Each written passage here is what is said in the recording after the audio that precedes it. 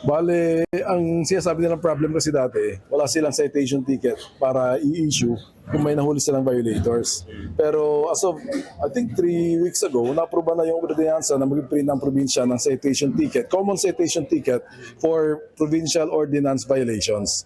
Kaya magkakaroon na yan. Kaya in the coming week siguro, sigurado na may implement na mas maayos. At syempre, dadagdag yung mga bagong ordinansa na violation. Halimbawa, yung sa mga checkpoint ng OPAG na may mga lumulusot kasama sa violation yon. Tapos recently, meron tayong pinag-uusapan sa muffler naman, is masama na rin sa mga violations. If ever may amendment, wala nang warning. Kasi practically, alam na may ordinansa, di ba? So if ever i-amend tayo is the penalty clause na warning on the first offense. Sir, kanino sila magbabayad kapag nahuli sila?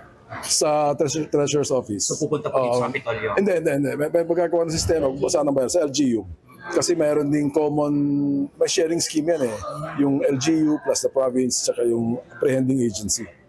So sa ngayon sir, habang wala pa ito, kamusta po kasi talagang mga aksidente nabanggit niyo? Actually, yun nga nakakalungkot kasi the past month, kasi nakita niyo siguro yung report, no? Yes.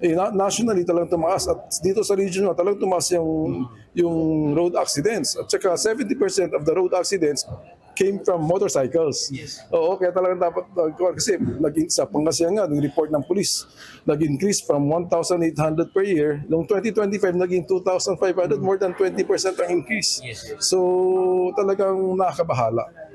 Urgency na dapat may gawin, no? Hindi naman solusyon ng lahat ng aksidente yung best, pero dapat meron tayong gagawin kasi hindi man tayo pwedeng hayaan lang natin na 2,500 accidents. Sabihin mo na ilan ang namatay doon, di sayang din. Dati, almost 2 per day ang namamatay sa accidents. Yes. Mm-hmm.